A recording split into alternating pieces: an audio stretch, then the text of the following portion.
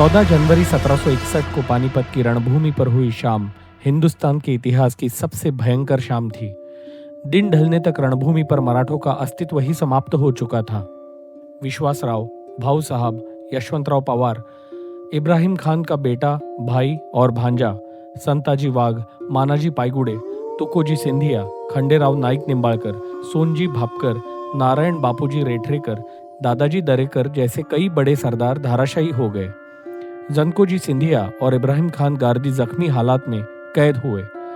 शमशेर बहादुर और अंताजी मानकेश्वर गंभीर रूप से घायल अवस्था में वहां से बच निकले। वहां से निकले हुए सिपाही और सेवक पहले पानीपत गांव में गए। उन्हें लगा शायद भाऊ साहब लड़ाई के बाद वापस आएंगे। शाम को अफगानी सिपाहियों ने पानीपत गांव पर हमला करके लूटपाट मचाई। मराठों की छावनी पूरी तरह से बर्बाद हो गई। छावनी के चारों ओर बने खंदक लाशों के ढेर से भरे गए। अफगानों ने महिलाओं पर अत्याचार किए। उनकी दर्द भरी चीखें सुनने के लिए वहां सिर्फ अफगानी लोग ही बचे थे। कुतुब शाह और अब्दुस समद खान को मराठों ने कुंजपुरा में मार गिराया था। उनके बेटों ने अब्दाली से मराठों को कत्ल करने की मांग की। पहले ना कहने वाले अब्दाली ने इसके लिए अनुमति दे दी। यहाँ से 20 कोस दूर और 4 घंटों तक मराठों को कत्ल करने का उसने आदेश दिया। अफगान फौजों ने कत्लेआम शुरू किया। कुतुब शाह के बेटे ने सोनपत के नजीक और अब्दुस समद खान के बेटे ने बहादुरगढ़ के पास मराठों को कत्ल किया। उस शाम धरती मराठों के खून से लाल हो गई। मराठा कैदियों को कतार में खड़ा किया गया। उनके हाथों में चने रखकर हाथ पर पानी फेरा गया और शुरू हुआ एक भयंकर खेल, गर्दन काटने का खेल। कितनी गर्दनें कटी उसका कोई हिसाब नहीं। पौष शुद्ध अष्टमी की वो रात मराठों के लिए काल रात्र साबित हुई। इसके बाद अब्दाली ने अच्छी पोशाक पहनकर पानीपत गांव के अबू अली कलंदर दरगाह पर नमाज अदा की और वहां अपने नाम का फतेह पढ़ा। अपनी जीत पर उसने मोहर लगाई। नाना साहब पेशवा उत्तर में जाए ऐसा उदगीर की छावनी में ही तय हो गया था, किंतु उनकी तबीयत नासाज होने के कारण वे तब साथ नहीं जा पाए। दशहरे के आसपास वो उत्तर की ओर रवाना हुए। वो कब और क्यों रवाना हुए इसका कोई ठोस जवाब नहीं मिलता। शायद वे भाऊ साहब की मदद करने के लिए या फिर उनकी बिनती पर उत्तर की ओर दोनों बाजुओं से दुश्मन को चपेट में लेने के मंसूबे से निकले। ऐसी कई अटकलें, आशंका और विवाद अभ्यासकों में है, पर इसका कोई ठोस सबूत या पत्र उपलब्ध नहीं है। पूना में नाना साहब को भाऊ साहब के जो पत्र मिले वो कुंजपुरा हासिल करने के बाद की मराठों की स्थिति दर्शाते हैं। तब मराठों का पलड़ा भारी था, इसलिए तब नाना साहब को बुलाने की कोई संभावना ही नहीं थी और वैसा उल्लेख भी नहीं मिलता। नाना साहब शायद अब्दाली को हराने के बाद दिल्ली की व्यवस्था देखने के लिए उत्तर की ओर निकले होंगे। 17 नवंबर को दौंड में और 26 नवंबर को सिद्धटेक में विश्राम करते हुए वे पैठन पहुंचे। पैठन में नाना साहब ने वाखरे नाईक साहूकार की बेटी से विवाह किया। वहां उनके 2 और सरदारों के विवाह भी संपन्न हुए। वाखरे देशस्थ ब्राह्मण थे और पेशवा चित्तपावन ब्राह्मण थे। उस समय के समाज की दृष्टि से यह जाति बाह्य विवाह था। उनके इस विवाह पर कई वाद विवाद है। किसी के अनुमान से नाना साहब ने केवल शौक के खातिर शादी की, तो किसी का अंदाज है वाखरे साहूकार होने के कारण अपना कर्जा उतारने के लिए नाना साहब ने उसकी बेटी से शादी की। कई अभ्यासक कहते हैं अपनी ढलती तबीयत के चलते जिस लड़की के कुंडली में दीर्घायुषी पति का योग है, ऐसी लड़की से उन्होंने विवाह किया। कुछ कहते हैं कि गोपिका बाई के स्वभाव से तंग आकर नाना साहब ने दूसरी शादी की, या फिर नाना साहब की मानसिक स्थिति ठीक न होने के कारण उन्होंने दूसरा विवाह किया, ऐसा भी कहा जाता है। ऐसे बहुत अभ्यासकों ने अपने अपने अंदाज लगाए हैं। भाई उत्तरी हिंदुस्तान में लड़ाई कर रहा हो, ऐसे समय पर नाना साहब ने दूसरा विवाह कैसे किया, यह सवाल इतिहास अभ्यासक आज भी पूछते हैं।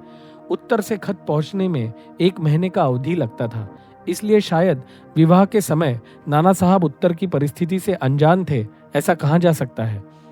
भाऊ साहब ने 14 नवंबर को लिखा खत नाना साहब को दिसंबर के दूसरे हफ्ते में मिला। इसके बाद उन्होंने झांसी में बाबूराव कोनेर को पत्र भेजकर आगे का वृत्तांत पूछा। दोनों फौजें इतने नजदीक होने के बावजूद आगे की खबर क्यों नहीं मिल रही, ऐसा उन्होंने बार बार पूछा। और इसके बाद नाना साहब उत्तर की ओर रवाना हो गए। उनके साथ नागपुर के जानोजी भोसले और उनकी फौज भी थी। हारी हुई बाजी के विषय में क्या लिखे, ऐसा सोचकर तत्कालीन लेखकों ने पानीपत मुहिम के बारे में लंबे अरसे के बाद लिखना शुरू किया। किसी ने 10 तो किसी ने 30-35 सालों के बाद इस विषय में लिखा। इसलिए लड़ाई के पश्चात जो हानि हुई उसके वर्णन में सभी लेखकों में फर्क है। अफगानी सरदार बरखुरदार खान की कैद में जनकोजी सिंधिया जीवित पकड़े गए थे। शुजाउद्दौला के वकील काशीराज ने मध्यस्थता की। वो पैसे देकर जनकोजी को छुड़ाने भी वाले थे, पर नजीब खान ने अब्दाली से बरखुरदार खान की शिकायत की। उसने प्रमुख कैदियों को छुपा के रखा है, ऐसे कहा। अब्दाली ने बरखुरदार खान की छावनी में सिपाहियों को तलाश करने के लिए भेजा। आगे का खतरा भांपकर बरखुरदार खान ने जानकोजी को पहले ही मार डाला। कुछ दस्तावेज कहते हैं कि जानकोजी सिंधिया को जिंदा दफनाया गया। कुरुक्षेत्र के रण में एक और अभिमन्यु की आहुति दी गई। तेजस्वी जानकोजी सिंधिया का ऐसा दुर्भाग्यपूर्ण अंत हुआ। इब्राहिम खान गार्दी जख्मी हालात में अफगान सिपाहियों के हाथ लगे। अब्दाली ने उन्हें कैद में रखा।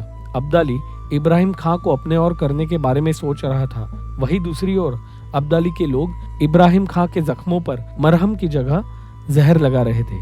अब्दाली दिल्ली पहुंचा तो उसे खबर मिली कि इब्राहिम खां की मृत्यु हो चुकी है। दूसरे दिन शुजाउद्दौला के सरदार अनूपगिर गोसावी ने मांग की, रणभूमि पर बिछी लाशों में कई धुरंधर योद्धा है जिनका अंतिम संस्कार हिंदू धर्म की मान्यताओं अनुसार होना चाहिए। रणभूमि पर शवों के 32 ढेर लगे थे। उन शवों को अग्नि देते समय एक ऐसा शव मिला जिसका सर नहीं था। शरीर के नीचे 7 मोती पड़े हुए थे। दाहिने पैर पर बाल नहीं थे। कमर पर कटार से बना जख्म था। सिर न होने से लाश की पहचान करना मुश्किल था। अंत में गारपीर में हुए हमले में लगी चोट के निशान से लाश की पहचान की गई। वो भाऊ साहब की ही लाश थी।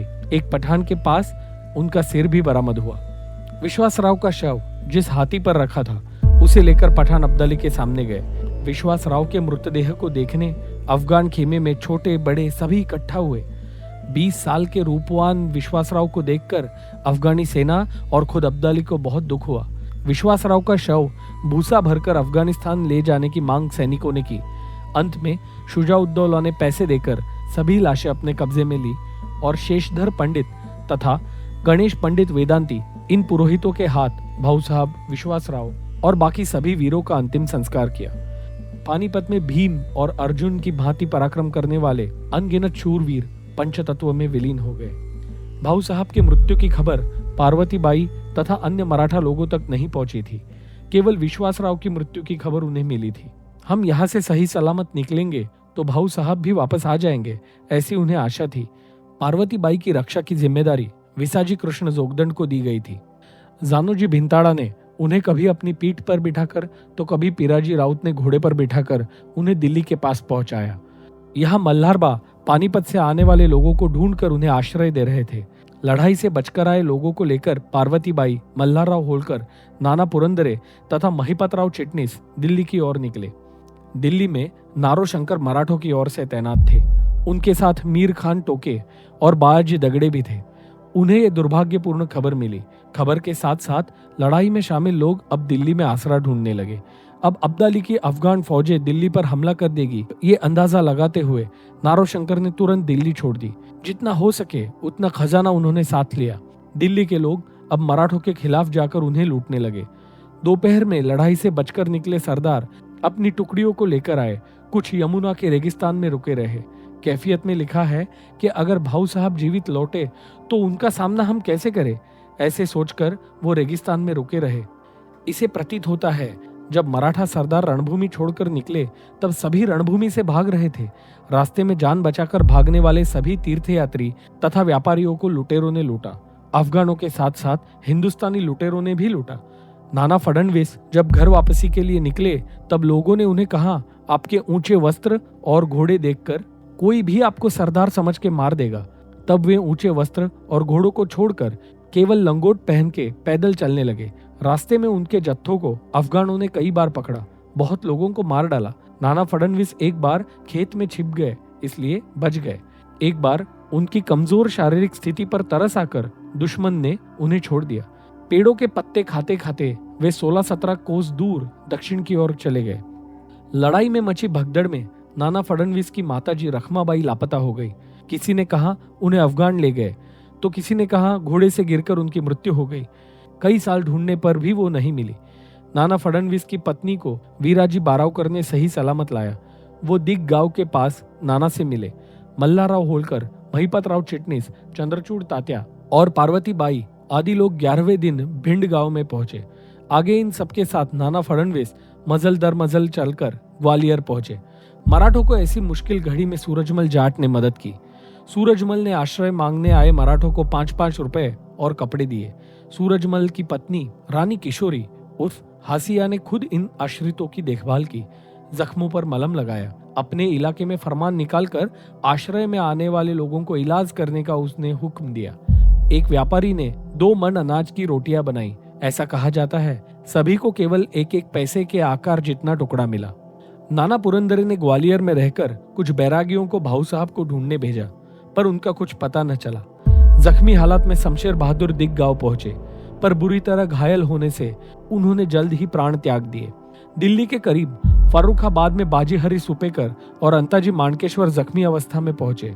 उनको पहचान कर स्थानीय लोगों ने उन्हें लूटकर उनको मार दिया।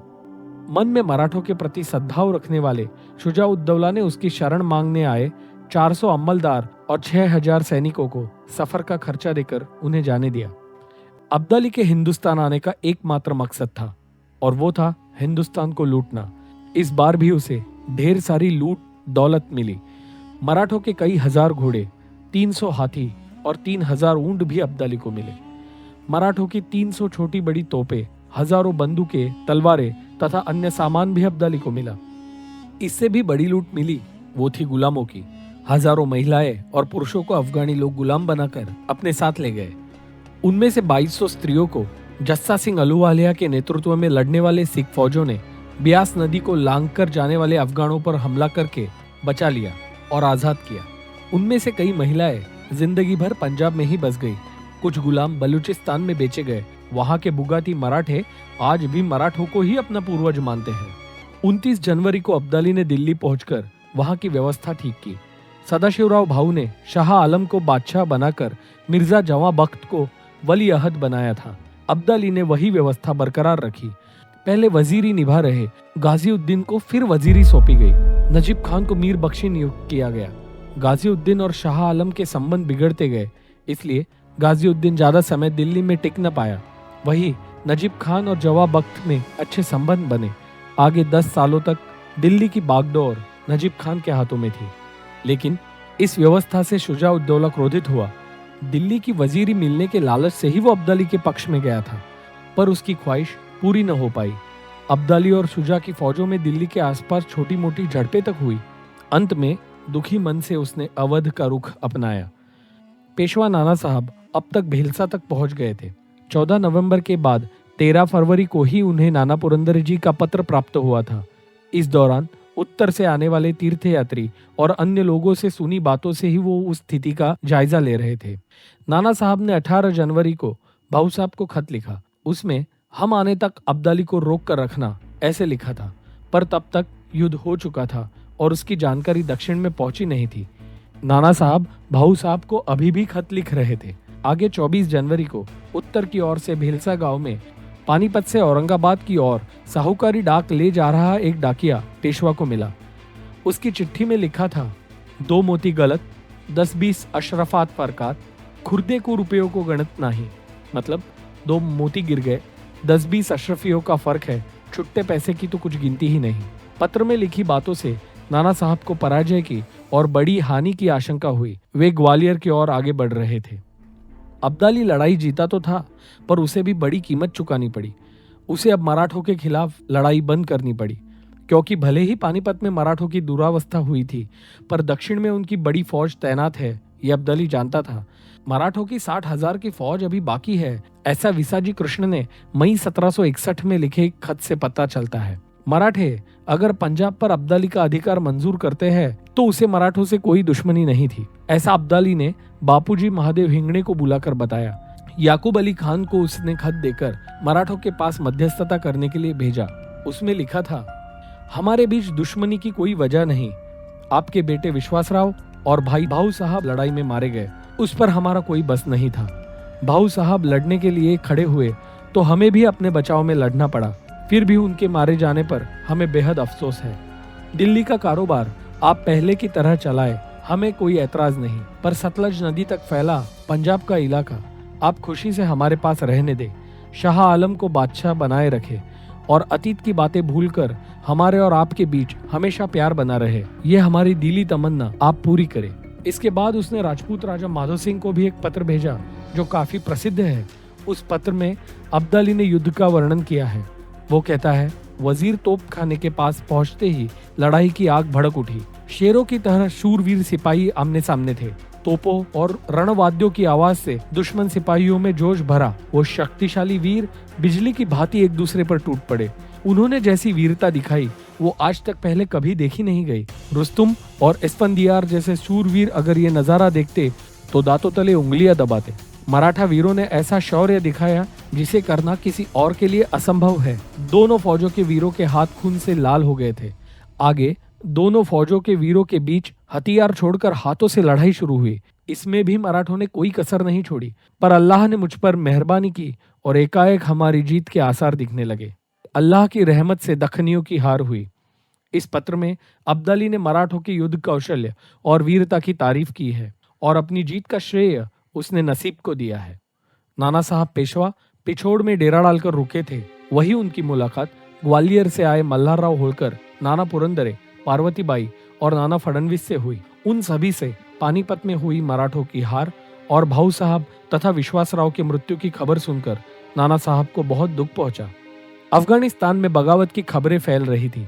सूरजमल से युद्ध करे ये सलाह नजीब खान ने दी, लेकिन युद्ध करे या ना करे ऐसी उलझन में इस सलाह को ठुकराकर अब्दाली ने 20 मार्च को दिल्ली से प्रस्थान किया। 27 मार्च को वो अंबाला पहुंचा और वहां से लाहौर के रास्ते अप्रैल महीने तक वो काबुल पहुंचा। इस सफर में हर जगह सिखों ने अब्दाली पर हमले किए और उसे लूटा। अब्दाली को मारकर अपनी हार का बदला लेने की मंशा रखने वाले नाना साहब को अब बिगड़ती तबीयत और भाई तथा पुत्र के वियोग के दुख के कारण अपना विचार त्यागना पड़ा। उन्होंने जैसे तैसे उत्तर हिंदुस्तान की व्यवस्था की और वे दक्षिण की ओर निकल गए। वापसी के सफर में भेलसा गांव में पहुंचकर नाना साहब ने नाना पुरंदरे और विट्ठल विंचुरकर को खत लिखे। वे लिखते हैं कि भाऊ साहब जाने से मानो हिंदुस्तान की दौलत चली गई। अन्य एक पत्र में वे लिखते हैं, पुत्र की अपमृत्यु का दुख हुआ है। विश्वास राव तो अल्पायुषी था, पर भाऊ साहब के बिना ये दुनिया, ये दौलत सब व्यर्थ है। 6 जून 1761 को नाना साहब पूना में दाखिल हुए। भाऊ साहब और विश्वासराव की मृत्यु के सदमे से उनकी तबीयत और बिगड़ती गई, इसलिए उन्हें विश्राम के लिए पर्वती पर ले जाया गया। वहां वे देव देवेश्वर के पास बने अपने घर में रुके थे। रघुनाथ राव तब शनिवारवाड़ा में थे। उन्हें एक दिन पर्वती पर बुलाया गया। अंत में वृषनाम संवत 1683 में ज्येष्ठ वद्य षष्ठी यानी 23 जून 1761 को नाना साहब ने रघुनाथ राव की गोद में सर रखकर अंतिम सांस ली। 24 जून को पूना में स्थित लकड़ी पुल के पास विश्वासराव के छोटे भाई माधवराव ने नाना साहब पर अंतिम संस्कार किए। पानीपत की गाथा को नाना साहब की मृत्यु से पूर्ण विराम देना प्राप्त हो सकता है, किंतु पानीपत में मराठों ने क्या गवाया, अब्दाली ने क्या हासिल किया और पानीपत के बाद उत्तर हिंदुस्तान में मराठा साम्राज्य का क्या हुआ, इन सभी सवालों का जवाब ढूंढना भी उतना ही आवश्यक है। अब्दाली ने पानीपत की लड़ाई के बाद भी दिल्ली की व्यवस्था पहले जैसी ही रखी। मराठों ने पानीपत युद्ध हारकर पंजाब प्रांत पर अपना नियंत्रण खो दिया। पानीपत के युद्ध के बाद अब्दाली कभी हिंदुस्तान नहीं आया ऐसे कहा जाता है, पर वो गलत है। 1761 के बाद अब्दाली ने हिंदुस्तान पर, विशेष रूप से पंजाब पर 4 बार आक्रमण किए, पर सतलज नदी के पार दिल्ली की सियासत में रुचि न होने से वो कभी दिल्ली नहीं आया। 1762 और 1763 में उसने मराठों से समझौते का प्रस्ताव जारी रखा। इस सिलसिले में अब्दाली से मुलाकात करने के लिए हिंगणे बंधुओं के लाहौर जाने के कागजात आज भी उपलब्ध है। अब्दाली के जाने के बाद मराठों की ताकत बढ़ी तो नजीब खान को दुआब से अपने ठाणे छोड़ने पड़े। अगले 5 सालों में एक एक करके मराठों ने सभी ठाणे हासिल किए। गोविंद पंत बुंदेला जी उत्तर में जो कार्य कर रहे थे वो अब गोपालराव बर्वे करने लगे। रामचंद्र गणेश कानडे और विसाजी कृष्ण बेनीवाले के नेतृत्व में मराठों ने अगले 10 सालों में उत्तर में फिर अपना वर्चस्व कायम किया। 1770 में नजीब खान अनगिनत बीमारियों के चलते मर गया। इस कट्टर पठान के बेटे जाबेता खान ने सिख धर्म अपनाया। एक गुरु के 2 चेले, आधे सिख आधे रोहिले, ये कहावत उत्तर हिंदुस्तान में प्रसिद्ध हुई। जाबेता खान ने मराठों की शरण में रहकर जैसे तैसे कामकाज संभाला। नजीब खान का पोता गुलाम कादर भी अपने दादा की तरह ही चालबाज निकला। समय रहते मराठों ने उसका भी बंदोबस्त कर दिया। नजीब खान पर मराठों का इतना रोष था कि जब उन्होंने पत्थरगढ़ जीता तब वहां बनी नजीब खान की कब्र की विटंबना की। इस दौरान माधवराव पेशवा और नाना फडणवीस ने दक्षिण में मराठा शाही को स्थिरता प्रदान करने की कोशिश की। मराठों की बड़ी हार होते देखकर उपद्रव करने वाले निजाम जैसे बाहरी शत्रु और सत्ता प्राप्ति के लिए लड़ने वाले राघोबा दादा जैसे अंदरूनी शत्रु दोनों को बड़ी ही हिम्मत से काबू में रखा गया। पानीपत की लड़ाई में एक पांव से जख्मी हुए पाटिल बाबा उर्फ महादजी सिंधिया ने भविष्य में उत्तरी हिंदुस्तान में मराठे शाही की नींव और मजबूत की। उन्होंने मराठे शाही को पुनरुज्जीवित किया। हर प्रतिकूल स्थिति पर मात कर उन्होंने पानीपत की हार का बदला लिया। शाह आलम बादशाह को सत्ता हासिल करने के लिए महादजी सिंधिया से मदद लेनी पड़ी। मराठों का भगवा निशान यानी जरी पटका फिर से दिल्ली पर लहराने लगा। सन 1803 तक वो वहां लहराता ही रहा। इस पूरे पराक्रम का जायजा भी हम फिर कभी लेंगे। पानीपत के रणभूमि पर हुई हार की कारण मीमांसा करना बहुत जरूरी है। कई लोगों ने युद्ध नीति और सरदारों के बीच मनमुटाव जैसे कई कारण बताए, किंतु इस वजह से मराठों की हार हुई होगी इसका कोई ठोस सबूत नहीं मिलता। वास्तविक रूप से हार या जीत अनेक कारणों से होती है। हार या जीत के कारण किसी राज्य में राजकीय, सामाजिक, आर्थिक तथा सांस्कृतिक रूप से क्या बदलाव हुए हैं, इससे हार या जीत की कल्पना की जा सकती है। पानीपत के पराभव से मराठों पर काफी गहरा प्रभाव पड़ा, क्योंकि इसमें बड़े पैमाने पर जीवित हानि हुई। पर इस युद्ध के बाद मराठों में कुछ सामाजिक या सांस्कृतिक बदलाव नहीं हुए। इसके दो कारण हैं। एक, अब्दाली के आने से जबरन धर्म परिवर्तन नहीं कराया गया।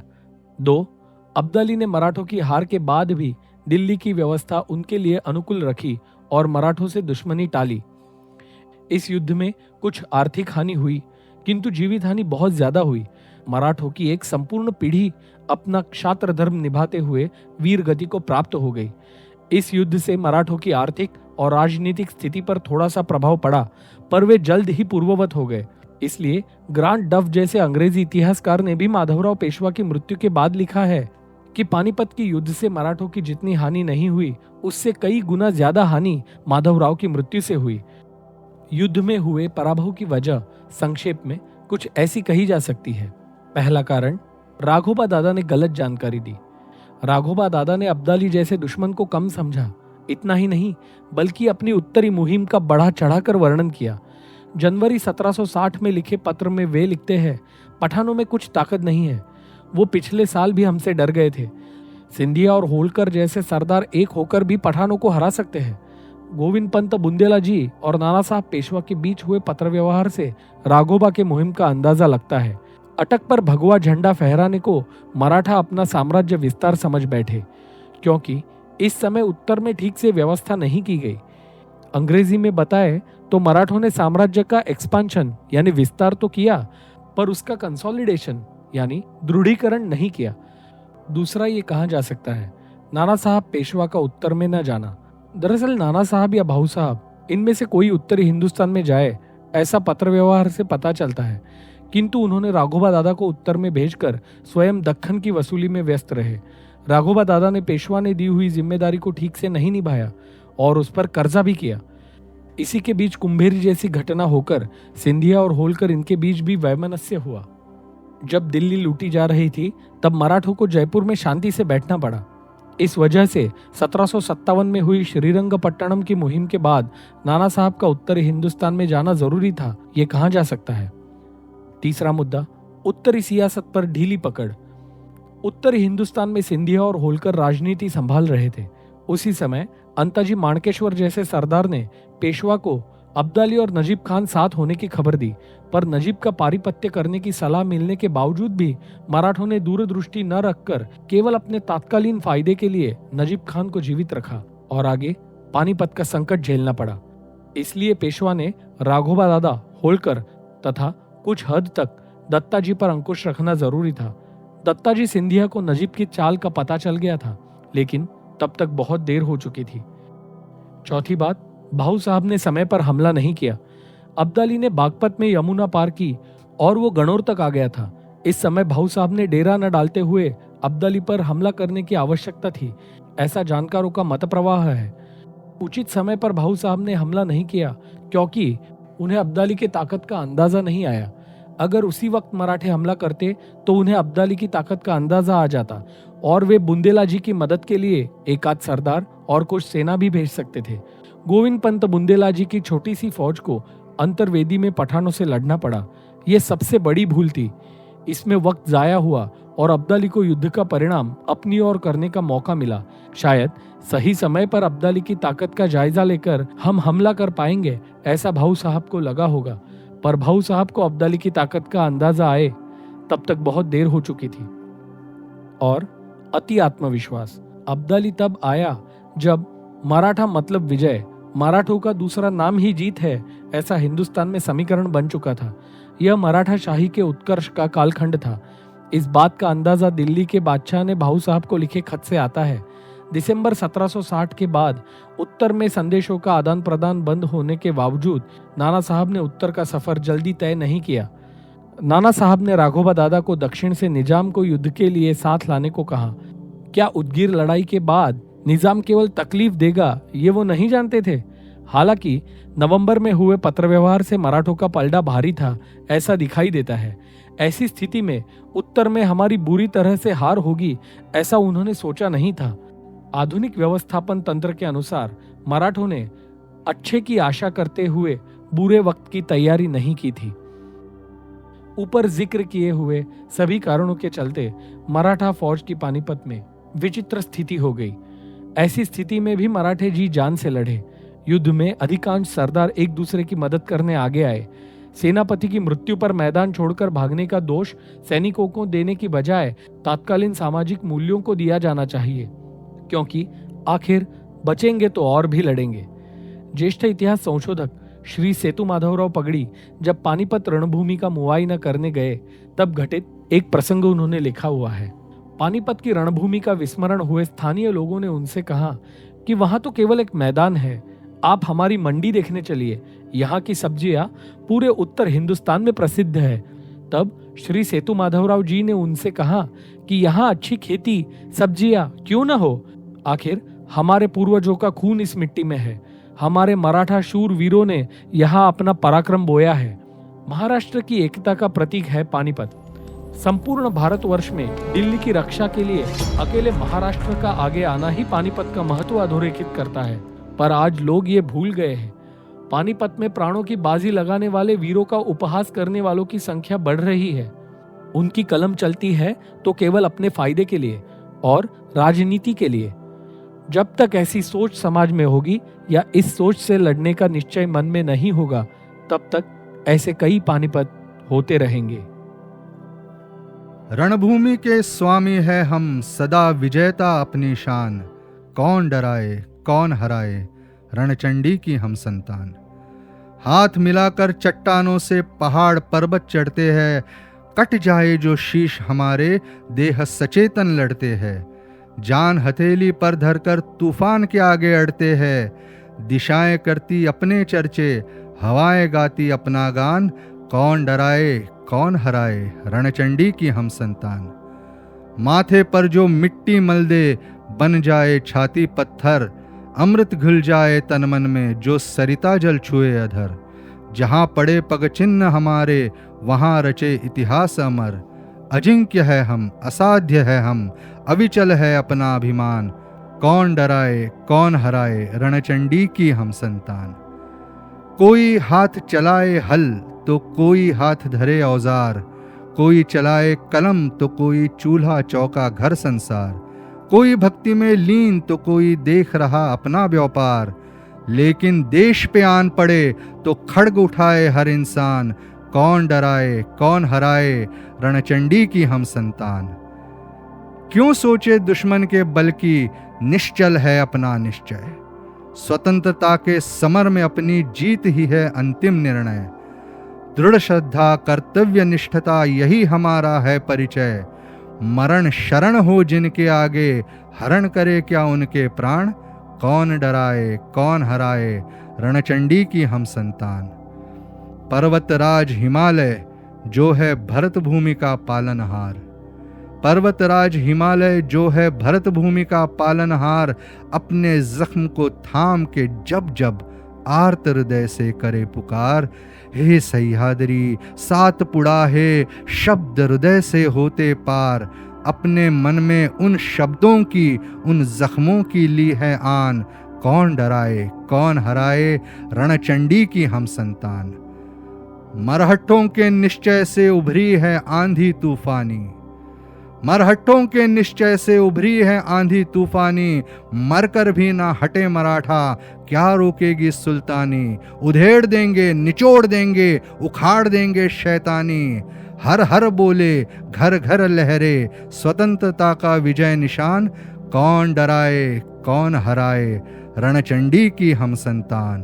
कौन डराए कौन हराए रणचंडी की हम संतान।